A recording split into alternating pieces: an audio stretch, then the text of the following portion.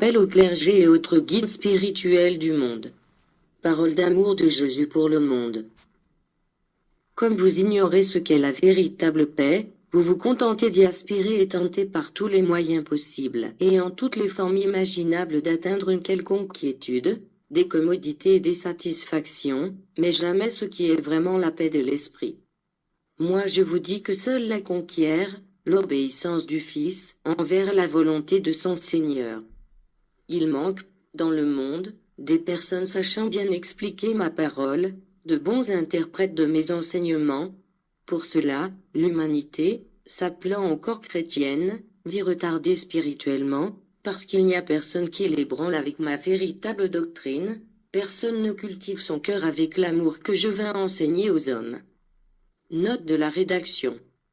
Ceux qui l'ébranlent, le séduit avec des enseignements erronés doués de rites et interprétations diverses, un culte essentiellement extérieur, ne touchant pas la profondeur de l'esprit et dénué d'une foi vraie.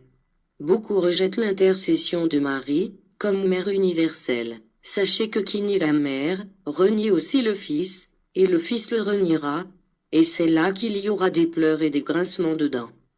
Jésus continue.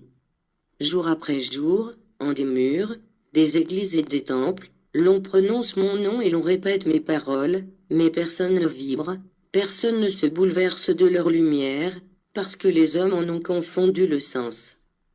La plupart pensent que la vertu de la parole du Christ consiste à la répéter maintes et maintes fois machinalement, sans comprendre qu'il n'est pas nécessaire de la prononcer, mais bien de l'étudier, la méditer, la mettre en pratique et la vivre. Si les hommes savaient rechercher les sens en la parole du Christ, à chaque fois, ils la découvriraient nouvelle, fraîche, vivante et palpitante, mais ils ne la connaissent que superficiellement, ainsi, ne peuvent ni ne pourront s'en alimenter. Pauvre humanité, perdue entre les ténèbres alors que si proche de la lumière, pleurant anxieusement alors que la paix est à sa portée. Mais ils ne peuvent contempler cette divine lumière, parce que certains leur ont bandé les yeux, sans pitié. Moi qui vous aime vraiment, je viens vous aider en vous écartant des ténèbres et en vous prouvant que tout ce que je vous dis en ce temps-là fut valable pour tous les temps et que vous ne devez considérer cette divine parole comme une ancienne doctrine, dépassée. Parce que l'amour, qui fut l'essence de tout mon enseignement, est éternel et, en lui, réside le secret de votre salut, en cette ère de confusion, d'immense amertume et de passion effrénée. Je reprouve ceux qui prêchent une foi aveugle, une foi sans connaissance, une foi acquise au moyen de crainte et de superstition. N'écoutez pas les paroles de ceux qui attribuent à Dieu tous les maux qui frappent l'humanité, toutes les plaies, famine et peste, en les appelant châtiment ou colère de Dieu. Ceux-là sont les faux prophètes. Éloignez-vous d'eux parce qu'ils ne me connaissent pas et veulent enseigner aux hommes comment à Dieu. Vous avez ici le fruit de la mauvaise interprétation que l'on a donnée aux Écritures des temps passés, dont on n'a pas encore trouvé la trace du langage divin tout au fond du langage humain, avec lesquels furent écrites les révélations et les prophéties.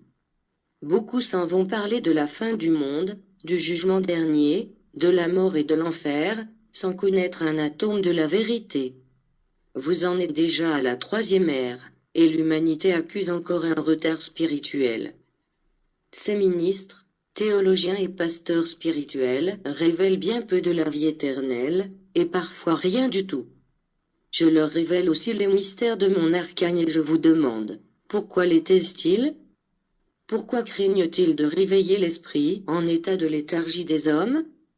Ma doctrine vous enseigne un culte parfait, spirituel et pur à l'égard du Père, parce que l'esprit de l'humanité est arrivé, sans s'en rendre compte, au seuil du temple du Seigneur, où il entrera pour sentir ma présence, écouter ma voix au travers de sa conscience, et me voir en la lumière qui descend sur son esprit.